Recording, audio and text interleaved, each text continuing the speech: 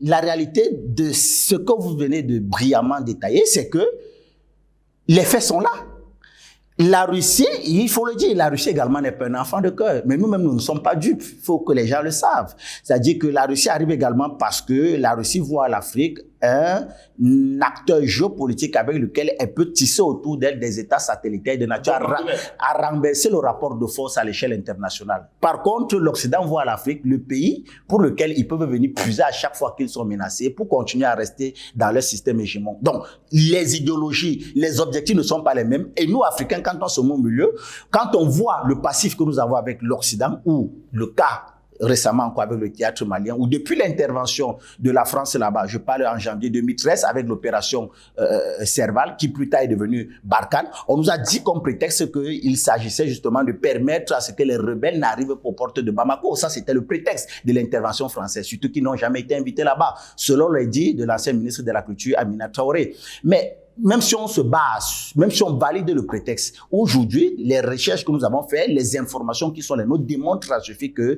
le but ou alors les objectifs de l'intervention de la France au Mali en janvier 2013 n'étaient nullement pour empêcher les rebelles d'arriver à Bamako. Le but, justement, c'était de régler la brouille diplomatique qui existait entre la DGSE et le MNLA, le Mouvement National de Libération de l'Azawad. Pourquoi? Parce que avant l'intervention et l'assassinat de Mouammar Kadhafi, les services de renseignement français avaient fait un deal avec la plupart de ces mouvements rebelles dans le Nord, simplement parce qu'ils savaient que ceux-ci étaient un soutien au guide bien Mouammar Kadhafi. Et donc, de peur d'intervenir et que ceux-ci, justement, viennent en soutien au président libyen Mouammar Kadhafi, on leur a demandé de ne pas intervenir dans le théâtre libyen et que, par contre, on devait les soutenir dans le mouvement d'émancipation et donc d'autonomie du nord du Mali avec la création d'un État qui s'appellerait l'État de l'Azawad. Ça, c'est le deal qui avait été fait. Et donc, le deal n'ayant pas respecté, il y a une brouille qui s'est installée entre les deux. Voilà donc comment l'armée française intervient. C'était justement pour résoudre la brouille diplomatique entre la DGSE française et justement cette organisation terroriste, la coordination des mouvements de l'Azawad dans le nord du Mali. Ce n'était pas pour les intérêts du peuple malien. Même si c'est le cas, ils ont fait 9 ans de présence au Mali. À 9 ans de présence au Mali, selon l'ancien chef d'État de l'armée française, lors d'une audition au Parlement français de la Commission des affaires militaires, il faisait savoir que pour le coup de l'exercice de l'année 2019, les opérations françaises et de ses alliés, les opérations extérieures de l'armée française et de ses alliés au Mali ont coûté la bagatelle somme de 960 millions d'euros. 960 millions d'euros. Rien qu'en 2019, c'est l'ancien chef d'état-major des armées françaises qui le dit. Et quand vous comprenez le montant, 960 millions d'euros, ça fait pratiquement 600 milliards de francs CFA sur le cours d'une année. Et dites-vous bien que c'était une somme qui était supportée par l'État malien. Bon, si vous faites alors un ratio et vous l'évaluez sur pratiquement 9 ans, imaginez ce que ça fait. Alors, quel a été le bilan? Zéro. Zéro. Au contraire, les rebelles n'ont fait que prendre des parties du territoire malien. Donc, quand vous prenez à ça et que vous mettez sur la table l'arrivée d'une puissance géopolitique comme la Fédération de Russie, selon l'agence de presse Reuters nous faisait savoir que le contrat qui liait justement la Fédération de Russie avec le Mali faisait état d'un engagement d'un coût de pratiquement 79 milliards de francs CFA par an. Et la Russie s'était engagée à libérer l'entièreté du Mali en 26 semaines.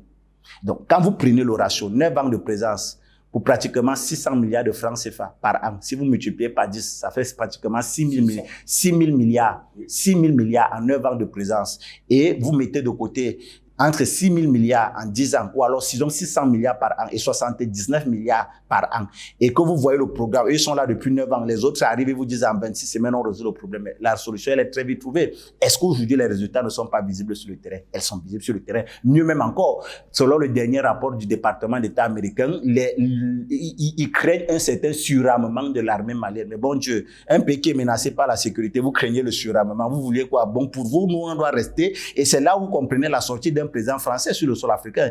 Il disait que lorsqu'on pratique la démocratie, on n'a pas besoin d'une armée forte. Une telle connerie. Donc, vous voyez aujourd'hui que quand on voit le rapport de force, quand on voit les apports, parce qu'au-delà même du contrat, on voit comment la Russie, aux côtés du peuple malien et de l'État malien, est en train véritablement de renforcer les capacités logistiques et militaires de ce pays.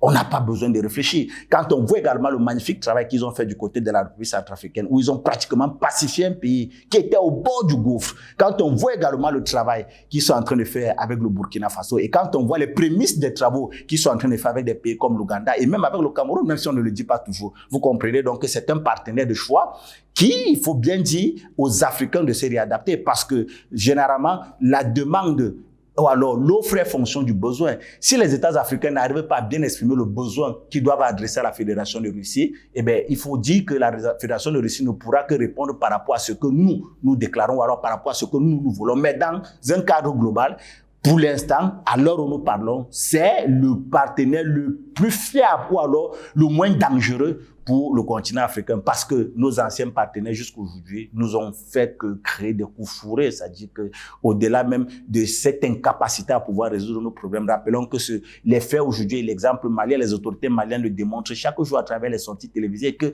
ce sont eux qui ont entretenu cette situation d'insécurité que nous voyons chez nous. C'est-à-dire qu'aujourd'hui, le premier ministre malien, encore il y a cela une semaine, faisait une sortie, il démontrait comment c'est la France qui a parrainé le terrorisme au Mali. C'est pas Charlie Kenyé, c'est un premier ministre qui jouit de toute la machine du renseignement de son pays. Donc, quand vous avez pareille déclaration contre quelqu'un qui se dit être pays représentatif des droits de l'homme, des libertés, de l'égalité, de la fraternité, mais qui se plaît à venir foutre le bordel chez les gens, je ne parlerai même pas des actes de violence et de pédophilie dont ils sont accusés en République centrafricaine, où jusqu'aujourd'hui on demande des réparations. Je ne parlerai même pas des actes de meurtre qu'ils ont commis au Mali. Je ne parlerai pas des actes de tout ce qu'ils ont fait comme danger sur le sol africain. Je ne parlerai même pas de Boko Haram, où aujourd'hui, récemment, l'ancien ministre de la Communication tchadien disait que les armes récupérées entre les mains de Boko Haram étaient de fabrication française. Donc, il y a tellement de mots qu'on pourrait coller à cette armée, à cet ancien partenaire qui démontre à suffit que leur mal à eux, c'est que justement, à travers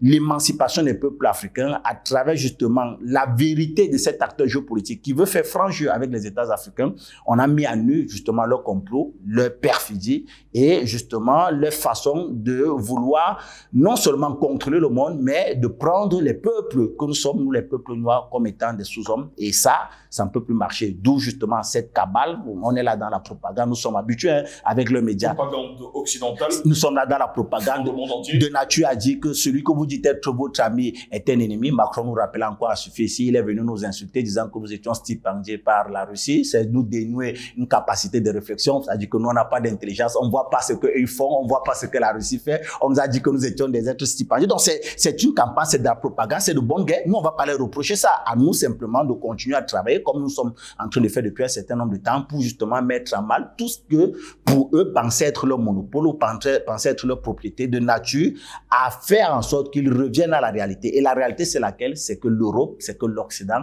ne peut exister sans.